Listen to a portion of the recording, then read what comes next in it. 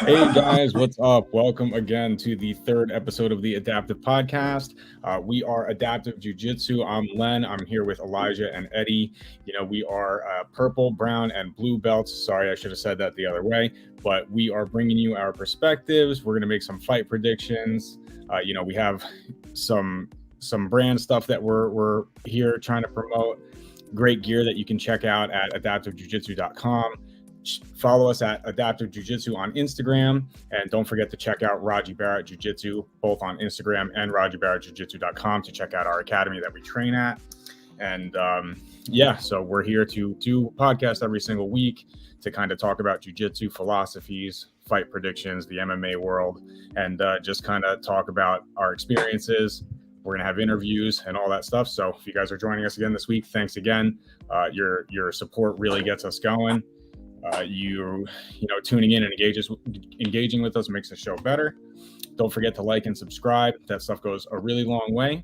And with that, I'm going to pass it off to Eli, who kind of further wants to elaborate on adaptive a little bit. Yeah, just for people who don't know us or catching us for the first time. We train as Lenny said at Radji Barrett Jiu-Jitsu. We're close friends for a very long time since we were, kids. But coming together, we all had this like energy of wanting to spend more time in putting ourselves into the community. So like everything that we're doing is just honestly coming from our hearts. We're dumping, whether it's our rash guard, some stuff we have coming here in the future.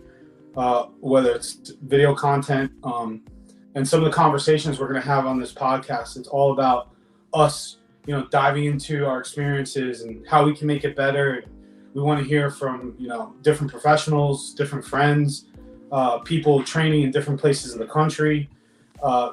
So with that, let's jump into to our podcast here.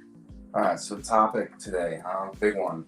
So Dana White just announced that they're going to be doing metaverse fights.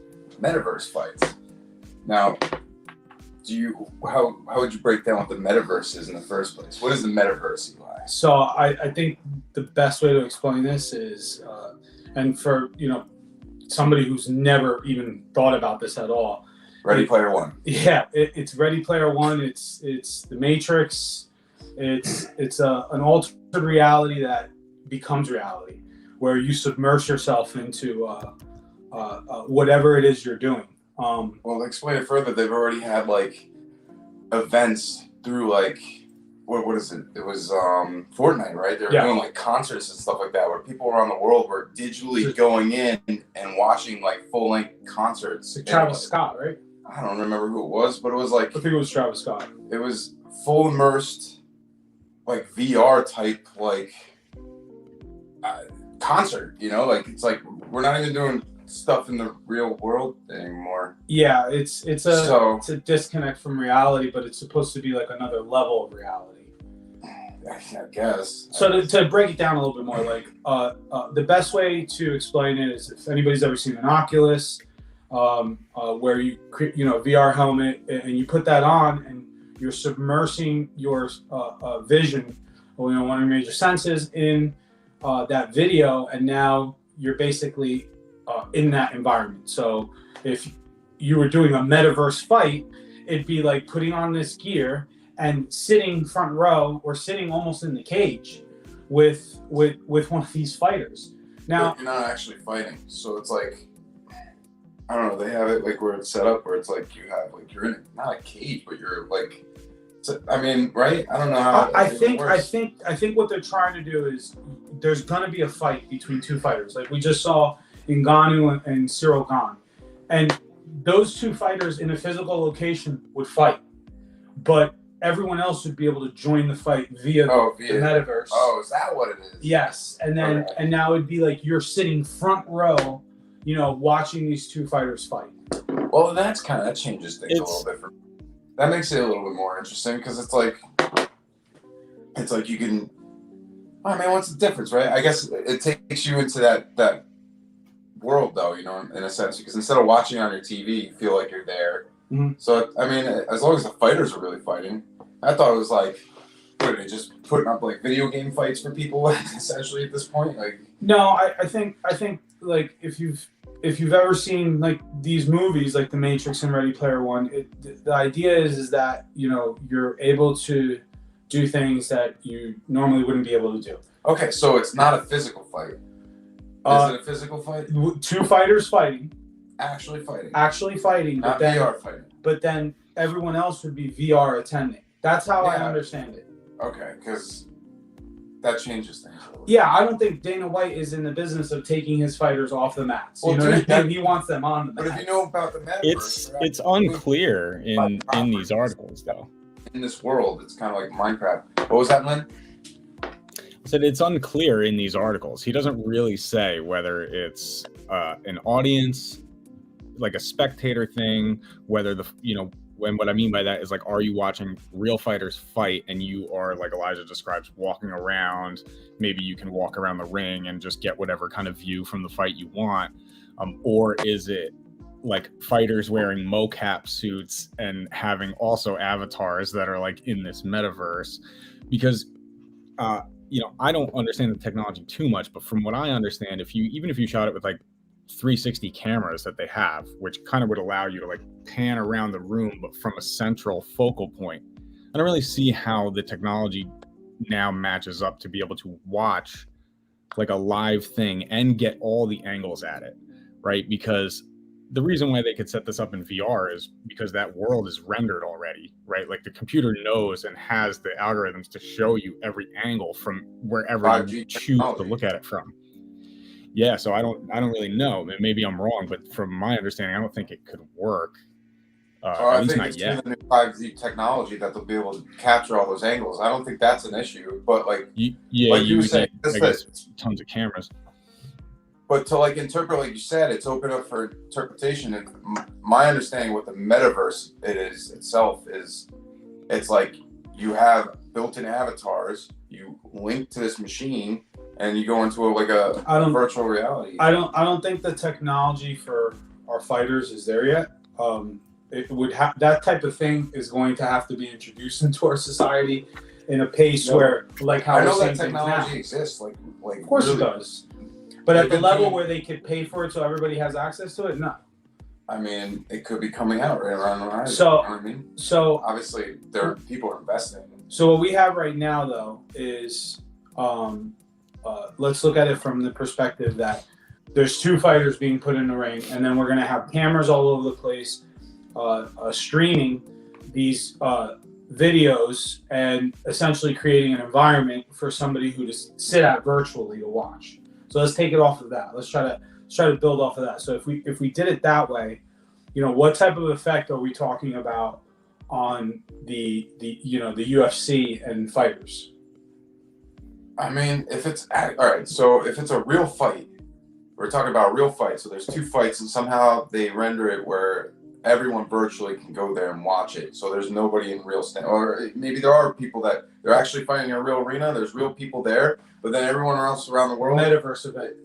Fine. If it's that, I mean, I don't think that's that much different. I think it's just a little bit more immersive than the fact that you watch something through your own television lens. You know what I mean? Like the thing to me where I was interpreting was, which maybe it was retarded of me to interpret this way, but I think if they get to the point where it's like, all right, you're gonna set up two fighters, but they're not actually fighting, but they're doing this like virtual reality fighting thing, and it's like, well, what the fuck's the point at that point? Like it's not even real anymore. If there's still a real physical fight, then it's like, all right, to me, that's pretty cool because it gives everybody the opportunity to feel like they're in the arena, watching it live, and maybe even better because you can enhance the audio or like the visuals where you feel like you're really just like cage side. You know what I mean? Like that could be awesome. You can get a totally different experience than ever, and maybe they can have technology where it tunes out the audience and you can just hear the commentating and you're just watching. Or maybe all you hear is like from the thuds and slaps from the punches and kicks and stuff like that. That'd be awesome. Mm-hmm. You know what I mean? I mean, look, I think that when it comes to metaverse and like the implications on from a societal standpoint, we're heading there no matter what. There's nothing that's going to stop that. You've heard Elon Musk say on different podcasts, and he was on Rogan, and he straight up said, one of the reasons that they're developing Neuralink is because there needs to be a way for us as the human race to become, if you can't beat them, join them.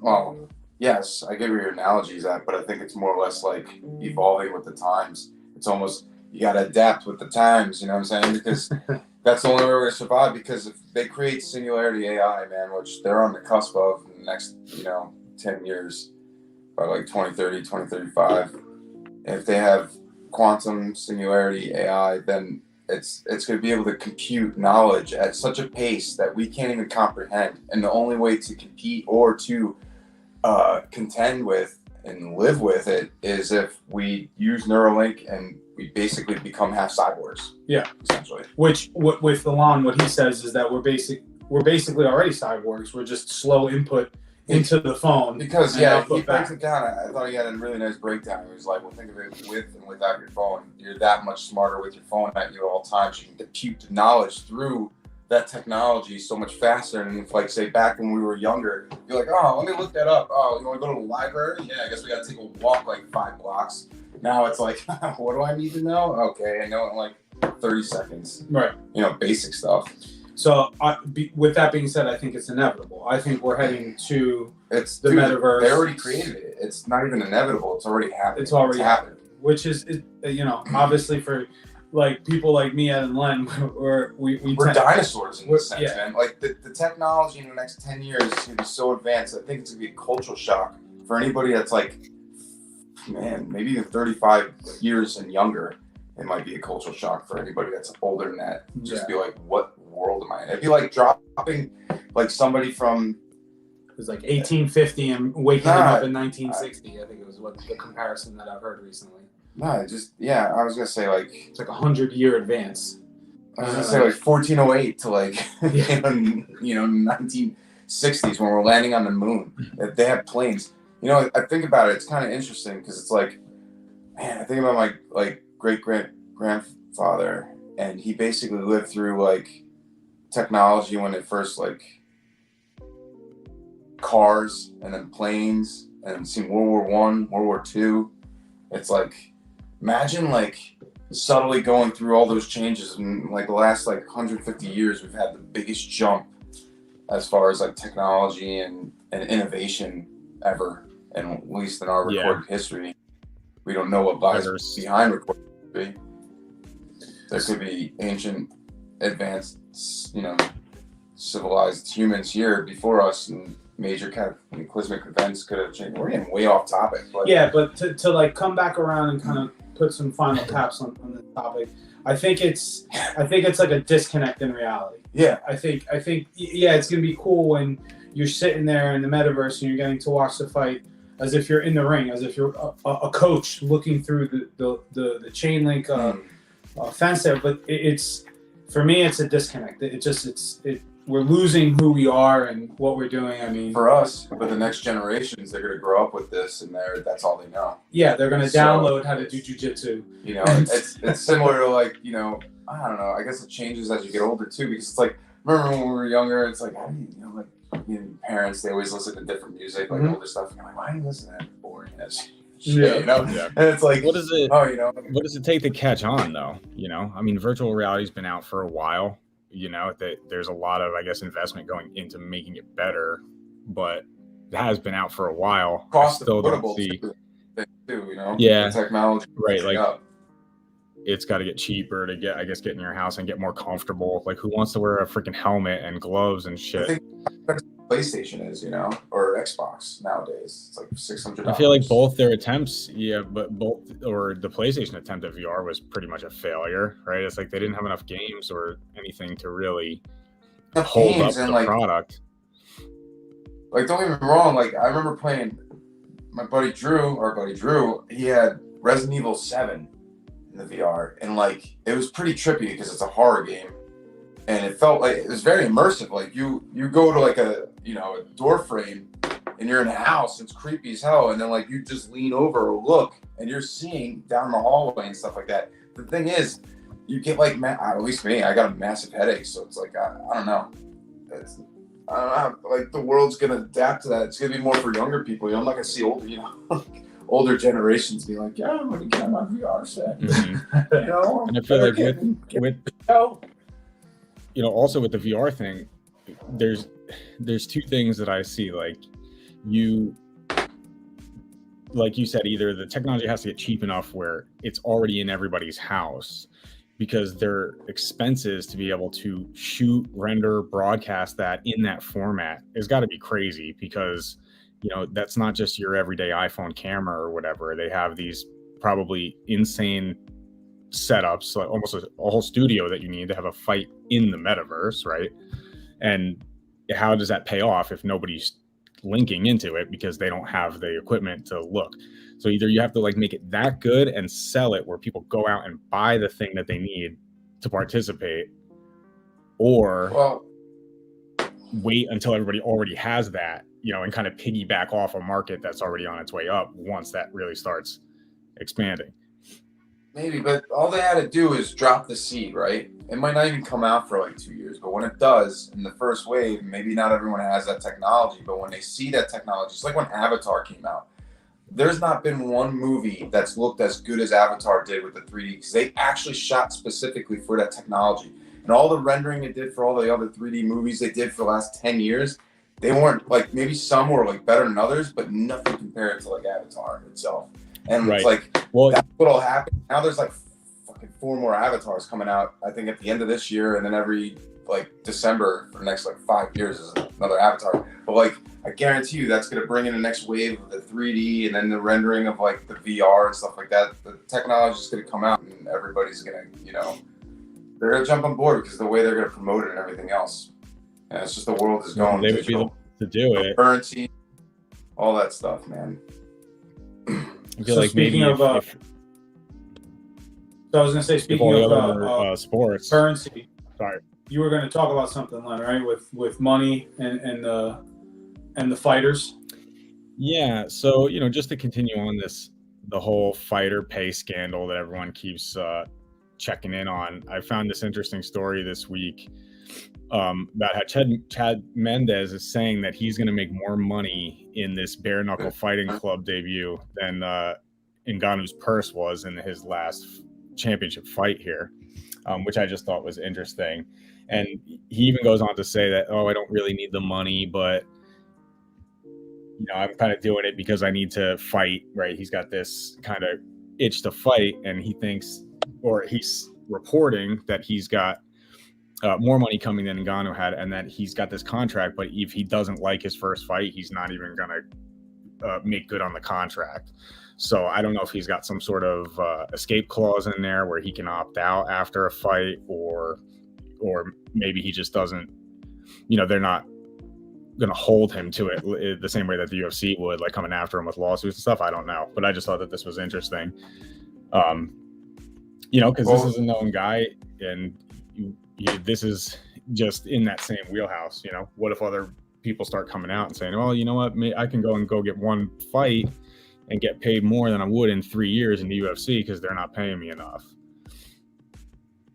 Well, UFC has some weird contracts, because actually Randy Couture, they actually piggyback off that to go into something similar. Randy Couture, ex heavyweight champion for UFC, he reported when he beat, I think it was Gabriel Gonzaga, it was like 2007, a long time ago. He beat him. He won the championship from Tim Sylvia, and then he fought Gabriel Gonzaga. And then something happened with disputes over contracts, and he quit. He retired, but then he wanted to sign, and the UFC dragged him into all these lawsuits and everything. That's why he feels for Ngannou right now, because Ngannou's getting sued. He's at the end of his contract. I think Randy Couture was at the end of his contract, and he was negotiating. And because he was the champion, I think there was some weird clause in their contract that you can't leave the organization. They're the only ones that can offer a contract. You can't fight for any other organization if you're the champ or something like that. So he feels bad for him because this thing could be dragged out. It took Randy Couture a year and a half to, I'm not 100% sure. It was a little bit over a year until he fought Brock Lesnar, and he lost in that fight. But it's like, you know, he was out for a while. It could have been ring rust. He looked good in that fight, but he lost. It's like, damn, I wonder if like he could have went to another organization, became champ there, made more money, you know. But like the UFC dragged him into all these like court battles and stuff like that until he folded and fought, you know, another fight and lost to Brock Lesnar. And you can't possibly. I'm not 100% sure about anything I just said, by the way. Just putting it out there. You can't be oh, you just broke my train of thought. Sorry. It had to do with the fighters. UFC. So you can't think though, you know, even though they probably got a tight purse, or Dana White has a tight wallet, who's going to start something that's going to be as good as the product that they're giving right now? No one can compete with UFC, man. I know like one championship is really big in Singapore. They do fights pretty much all over through Asia, but there's you know, their focal point is centered in Singapore. But I know like they get a lot of views worldwide, but still UFC is like, it's like the NFL of the world, you know, as far as it says if Eddie said it, it must be true. GB says if Eddie said it, it must be true. So our viewers trust you, Ed. You're a reliable source. That's great. Thanks, GB. But yeah, I don't even know what else to say. We're talking about like the fighters and their pay, and how the UFC is, you know, one is not gonna challenge them. It's not happening. No, they can compete and they can be their own thing, but like I was saying, like UFC is like the FIFA. They're the NFL of the world. They're the MLB. There's no other baseball organization in the world that's as big as the MLB. And look, you know, it's like, if those fighters want more money, they have opportunities. They need this. Honestly, if they band together and they start a union, that's the only way. But there's too many selfish individuals. They're never going to do that. So. And Dana White is paying these guys extra bonuses on the side. Yeah. That's why he keeps his fighters happy, is because he's giving them stuff outside of the contract. Sometimes, not all. Yeah. But and just like a lot of places do, when they don't want that sort of thing. I'm sorry, Len. What did you say? No, that's right. I was just gonna say, and you know, Dana White, I'm sure, just like most large-scale operations who don't want union activity going on, find it, sniff it out, and stamp it out real quick. You know. And if you look at you know, the unions. I mean, baseball. It is the only way, though. They're in a what's it called? The dispute right now. They need to come to an agreement. Cap? What's that? Aren't they trying to make a cap? Yeah, and the players have a lot of arguments, and I think today was the first like major day, and because the players came out on Twitter and started complaining about their pay and whatnot. But what my point was in bringing them up is even player unions, they have troubles getting their money share from the owners all the time. It's the game, but that's also like part of the, you know, the privatized structure of fighting. You know, if those guys are good enough to fight, they should be negotiating properly too. Dude, not every boxer makes as much as like Floyd or Canelo or like some of these big time guys. Like, I don't know why they think like, dude, it's even like baseball. You think about it, it's like, yeah, you see some enormous contracts, but that's if you average it out, it's not.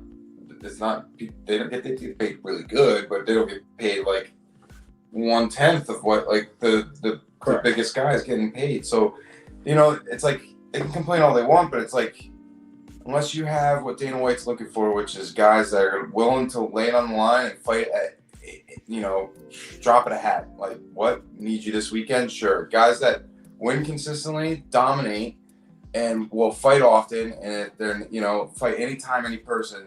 Those are guys he wants. And obviously, if you have a Conor McGregor type personality, that goes a long way too. So that's, you know what, I'm really happy you said that. That's really fascinating. So when you describe the fighters that Dana White wants, right? And then we talk about Ngannou, who we've been talking about for the last 3 weeks. This guy is like the epitome, man. He literally came back and fought. And he fought at such a high level in different things that nobody has ever seen before, and everybody was excited watching it. How do you not make that guy happy? Yeah, I think that's kind of like, there's some guys, obviously there's management disputes going on. Like, I think something is going on with his management team and Dana White and UFC, because I don't think it's personal with Nagano, obviously, because it also happened when they were trying to sign Fedor like 11 years ago. Fedor was known as the last emperor, the guy that was undefeated. He was like 30-0 at one point. He was beating everybody. He wasn't beating, I don't necessarily agree with, like, he didn't beat the who's who, but he dominated everyone he fought.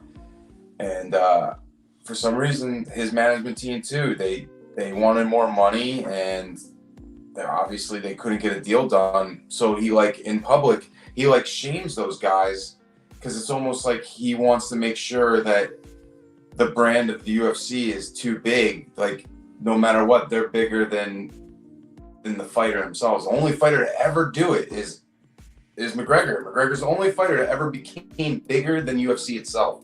Every other fighter, still, I don't care if you're Anderson Silva, GSP, Jorge Masvidal, Nate Diaz. Nate Diaz is a little different, actually. I actually think I think what's badass about him is he really does walk his own beat. Even if the UFC tries to shame him and not give him fights right away, and like he seems to get what he still wants, you know. And He's like, a bad motherfucker.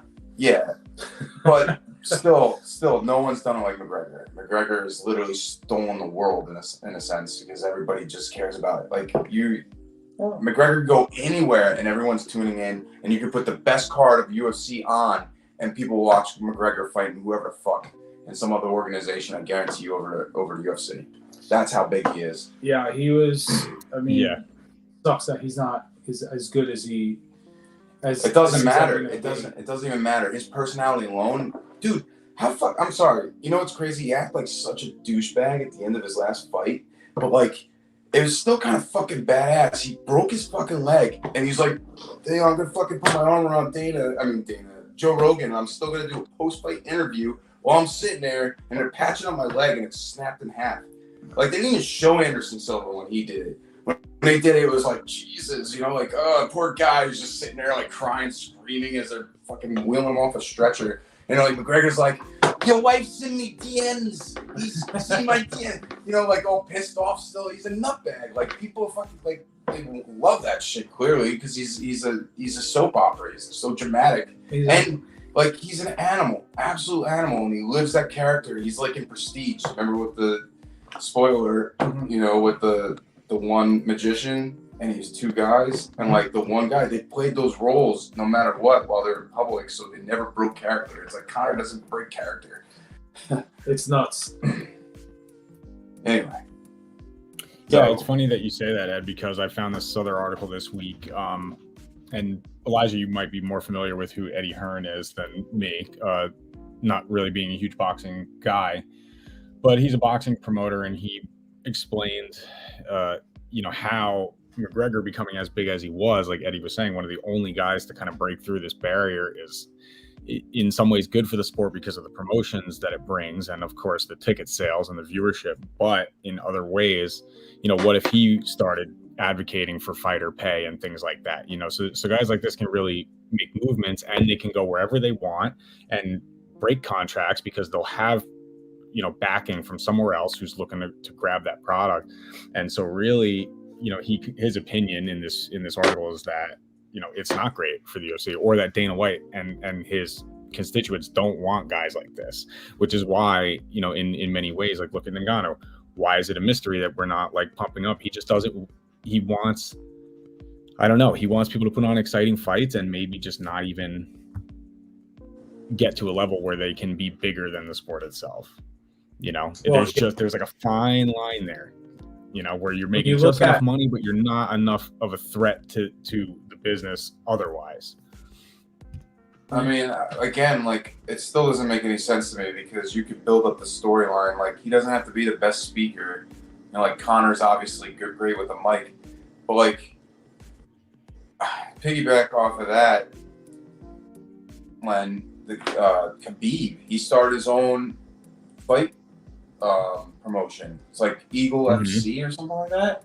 And he's grabbing fighters and paying them really well. He's even offering Jake Paul like a fight there, and like other fighters who just signed with, like one of the a bigger name that UFC fighters just signed him, and it's like he's gonna be making all the divisions that they've been talking about, like a 170, 165, 155. You know, like basically at every even number, they're gonna be making like weight divisions. So it's like guys can fight at their actual weight, you know, and compete. Yeah, I mean when it comes to talking about Mendez and I'm sorry, the McGregor and Hearn. So whatever you're doing, in life, whatever business you're working on, whatever involvement you have on your day-to-day, when you look at the processes that you're breaking down, you got to think about what happens when this gets stressed. What's the stress test? And when you're talking about a fighter like a Conor McGregor who grows so powerful, there's so much energy around him, all of a sudden now he starts to stress the business. He's actually pushing the limits when it comes to pay.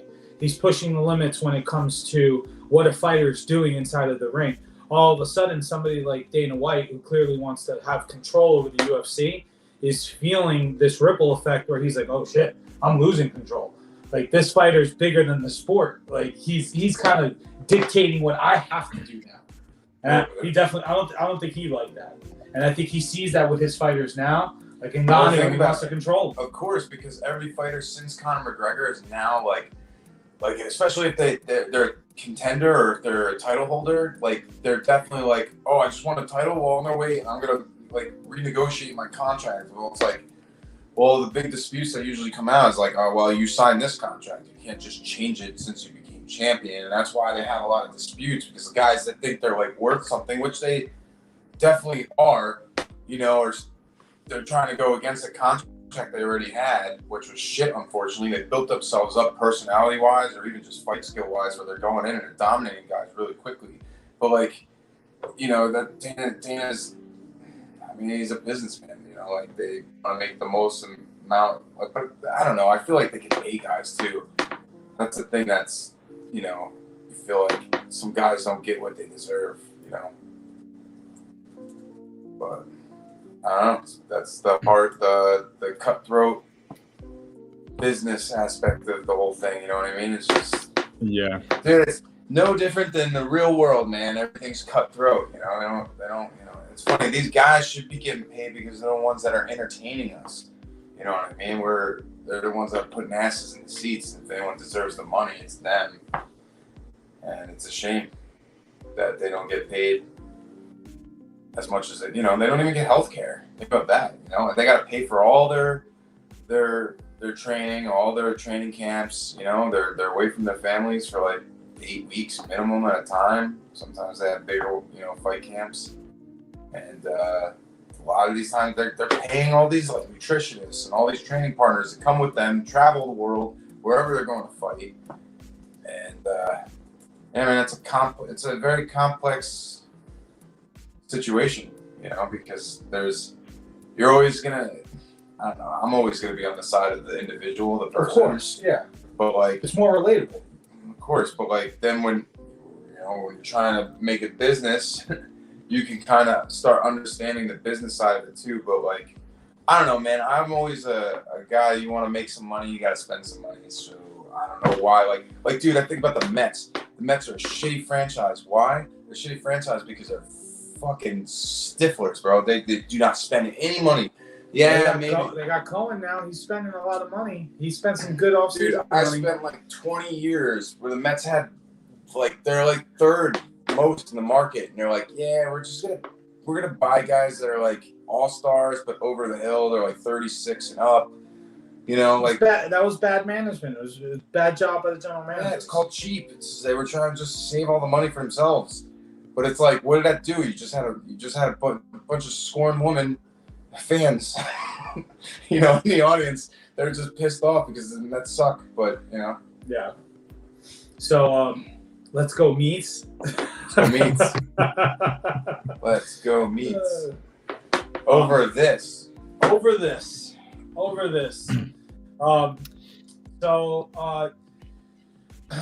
I know we've gone 35 minutes here, but I do want to talk about this a little bit. So what do you want to talk about anyway? We're gonna Break it down. We're gonna do a little more like personal stuff, like jiu-jitsu in our school and like what it means to us and stuff like that. We'll move to that. So yeah, a little intimate. So with our podcast, we're gonna have stuff in the future. Intimate moments with Eli. Intimate moments with Eli, where we'll do conceptual talk. We'll have guests. All different types of belts. No guests tonight, though. No guests tonight. But in the future, we'll have some guests. We'll discuss some concepts and stuff like that. Things that I think would help every level of belt. But we're just gonna have a quick kind of around the table question and give us your opinion. So start with Len. Lenny, so for you personally, right now, what position do you feel the most dominant in, and what position do you feel like you're kind of just drowning, and what are you doing around that? How are you approaching it? Yeah, so one of my favorite positions that ends up leading to a series because it has so many options. I think anyone who's rolled with me probably can answer this for you, but it's definitely the gift wrap position. And I think it's just because of the options, the versatility, but more so because of the frequency that it's available to me. And I've gotten to the point now where it's sort of like a muscle memory, mostly in side control, as somebody is kind of just bringing their hand up. And I'm used to just reaching under the head and grabbing that outside wrist and pulling it tight. Mostly I start it from side control, and my favorite thing to do is then work that into a bow and arrow choke, but I'd like to do it from guard into a sweep to side control from there, struggle, take the back. I just think it's a really strong position and just one that I've practiced a lot, so I've gotten used to it. As far as weakest, my least favorite techniques or technique progressions that are under practiced, I should say, for me, mostly any type of leg lock. I'm very understudied like that. I admit that a lot in my training when I go against people who do like them. I know some of the escapes and stuff mostly out of necessity. A few simple things that work, but it's a area of my game that I definitely need to sharpen. And so I got to start asking the right questions to the right people to get more into that, but I found just avoid it enough. And that's kind of, even though there's some nasty leg lockers that we roll with, I guess I avoid it okay, but it's something that I would definitely like to get better at attacking anyway. I think when you get attacked by some of those leg lockers, like you kind of know that they're hunting for it. So you do things in your game to stop them from having those easy avenues, which in theory, is part of understanding how to defend it. And I'm the same way. When it comes to my, I would say, like, weakest area is I haven't done any leg lock. For me, my journey in jiu-jitsu, I'm a one-stripe blue belt. Getting to where I'm at today, I've always through life been, larger, like a bigger guy around other people. And I know that rolling with a lot of smaller people, I had to get through this mental block of like, I'm going to hurt somebody. Not a lot of people, I think, go through that. At least people I've been around at the school. I don't think they go, they have that issue of like, I need to go softer because I don't want to hurt this person. Like, I don't know. I'm too gentle when it comes to those leg locks. They're so, the detail is so, you have to do it right. You may fuck somebody up. So at least up until this point, I've been weak on that. That's something that I want to work on too. But for me, I guess the position I feel most dominant, and I hate this because it's like so cliche, but side control is, I feel like I'm a pretty tough. Once I get there, I feel like I'm pretty tough. I'm able to, not drop my weight. That's not what I'm doing when I'm inside control. You're saying like when you're on top side control? Yes, when I'm in top side So like control. you feel like you're more sufficient. Sufficient, yeah. When you're working in that. Yeah, like I have more to work with. I have more avenues. Of course, I'm not nobody's perfect, but I feel good. I feel good. I just didn't know if you meant like you also don't like being inside control, like something. So if I go that way, me being inside control, I feel really comfortable there. Somebody has you inside. Yeah, I've done a lot of work on my breathing, which I think that from bottom side control, that's the most important thing you can do, is be able to calm down and just be able to breathe diaphragmatically as that person is applying pressure. Mm-hmm. Because if you could think, your processor's running, and now you can look for frames, you can look for openings. What type of opening is your opponent giving you that you can maybe fly for an underhook, or do a stiff arm sweep. Shout out Chatini. Definitely taught me how to do that one. What about you, Ed? What are your thoughts on this question? I mean, I don't know. I guess when you do jiu-jitsu for a long time, I've done it for a long time. It's gonna be 8 years. But you're a brown belt, but you've been doing it for a long time. I feel like it's different for each person, because it's like I'm also comfortable being in a position, even if someone's dominating me, because it's like, well, through experience, you just get comfortable. Like, I could just, and it's over. Like, I don't need to like fight for my life in that sense. So it's like, I guess if I think about a position that consistently with like most people that I get like trapped and it's annoying, is when I'm in someone's guard. Unless it's like I don't know, like a white belt. No offense, white belts, but like I'll get out of their guard easily. But like, anybody that's like 4-stripe blue or higher has like a strong guard. It's like I gotta wait. I just get patient. But that's the thing. I'm very patient in all positions. So even if like I used to have problems with north-south. Mm-hmm. Like someone give me an ad, like I wouldn't be able to, like, for some reason, be able to get on my shoulders and throw my legs back. Like some guys can do that and they can bend themselves. But I felt like people would just be able to control me. I was flat. It was annoying. I just had to use the defense to like get my hands and framing at their head as they were trying to go for like chokes or whatever.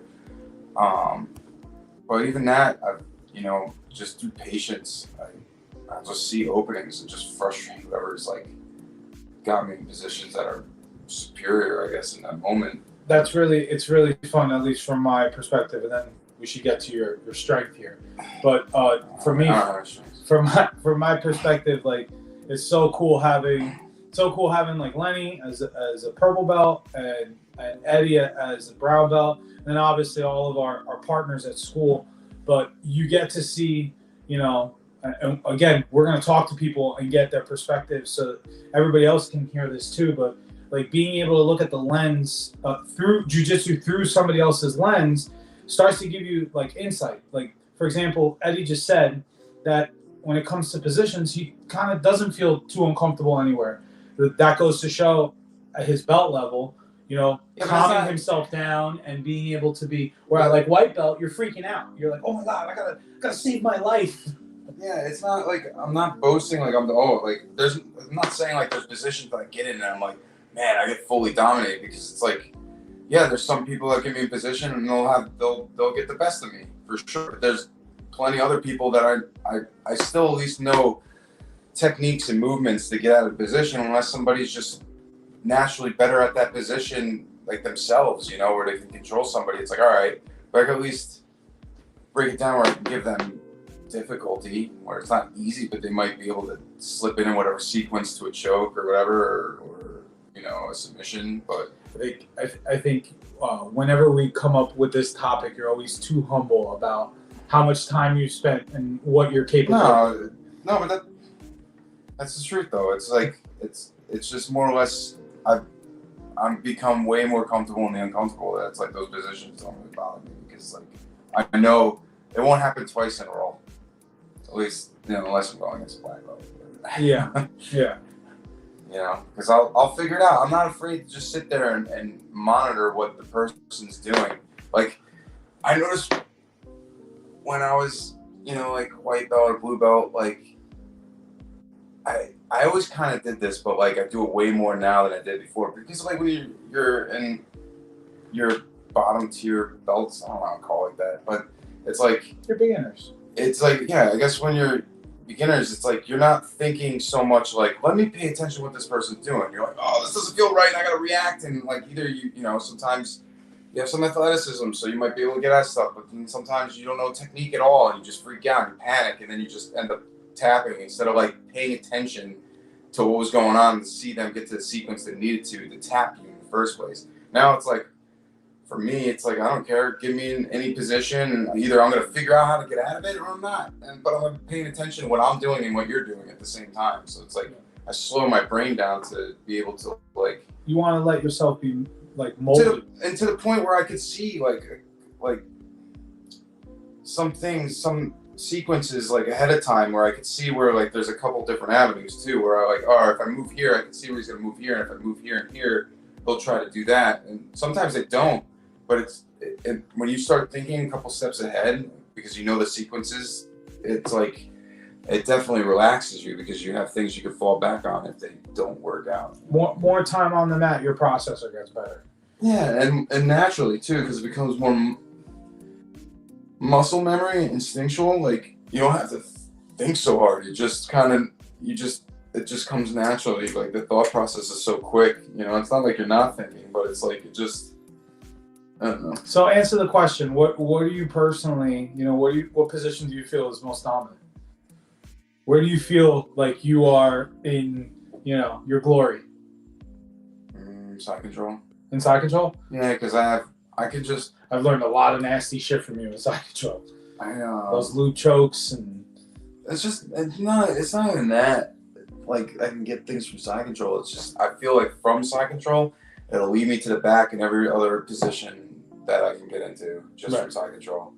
Like I don't want to, you know, I don't really like. Yeah, sometimes I'll go north south if like it's a big guy who's strong, like he's, you know, can frame at me when I'm in side control. It's like, all right, I'm just gonna move around back and forth until like they can't get their knees inside. You know what I mean? Yeah.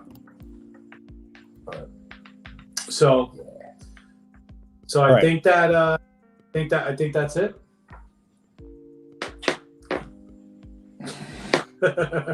Yeah, unless Totally you guys want to squeeze in the fight prediction, we can always do that. I think we might as well. So we're already at 47 minutes, so let's start off by doing a little flashback here. We're going to talk about the upcoming, or just make a short prediction for the upcoming Adesanya fight.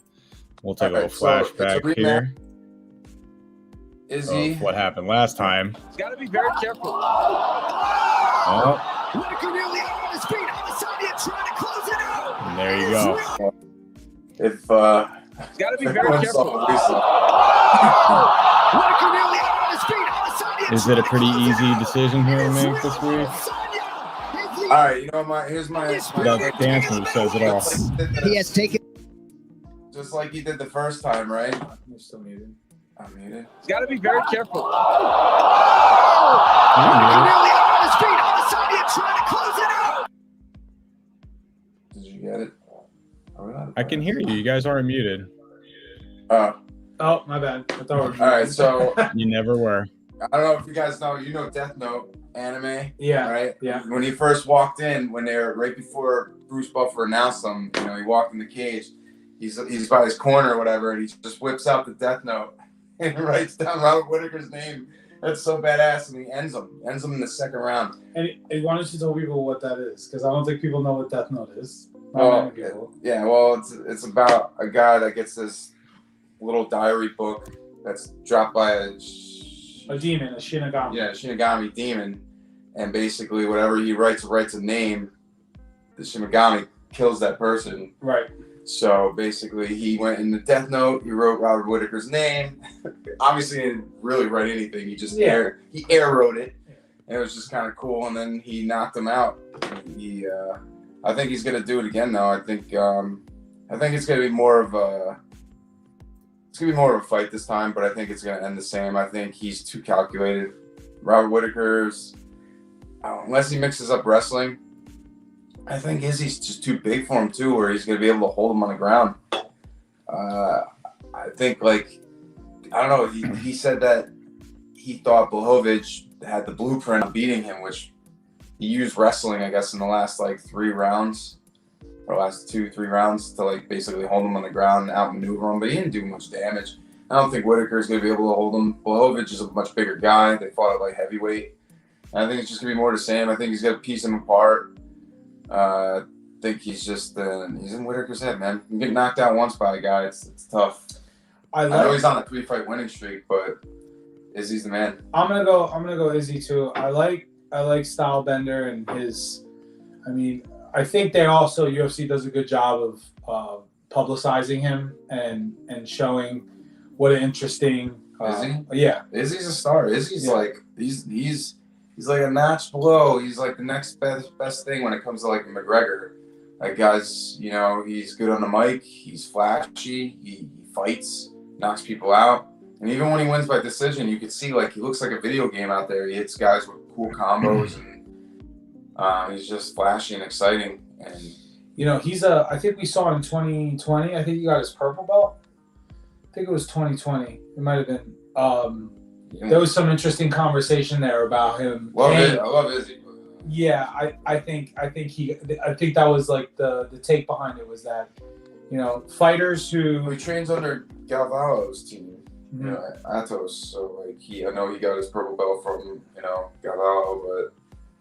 I don't know. Did he pay for it? You know what I mean? I don't know if he paid for it, but he probably gave it to him because it's a name, and it's like, all right, you know. Yeah. Like, give this guy a purple belt. People are gonna come here. And he's probably a beast of an athlete. I'm sure he's a beast of an athlete, and I'm sure like he's got good.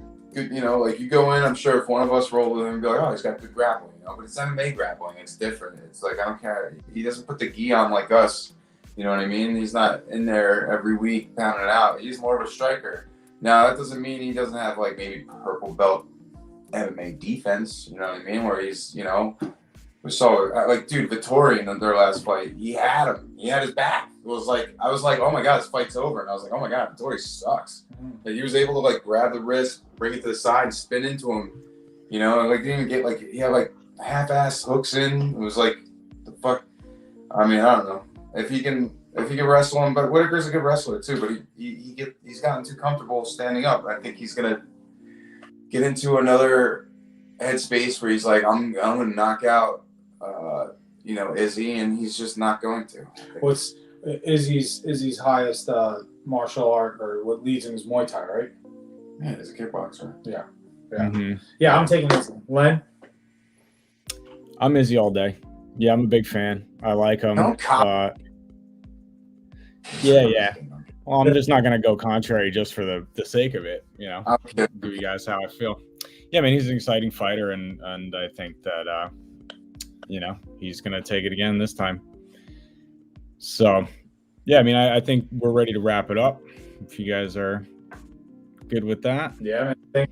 Thanks for whoever tuned in and chimed in. Good time, guys. Good times. Yeah, guys, thanks again for tuning in. This has been episode 3 of the Adaptive Podcast. Today, we learned what the fuck is the metaverse. Mendez is going to make some more money just for getting punched in the face with 0-ounce gloves. Ed hates north-south position, and Adaptive unanimously picks Adesanya to win the next fight. Today's podcast has been brought to you by AdaptiveJujitsu.com. Follow us at Adaptive Jiu-Jitsu on Instagram, and of course, Radji Barrett Jiu-Jitsu Academy. You can check out everything about his school and the culture of his academy at RadjiBarrettJujitsu.com. Come and train with us there. If you're cool, you can train here. He's also at Radji Barrett Jiu-Jitsu on Instagram. Okay, guys, go check out the schedule. Come check us out. Meet us in person. Meet Radji in person. Don't forget to like and subscribe. It goes a long way. And guys, thanks again. We're really happy to have you, and we'll see you again next week. Yeah. Filled it up.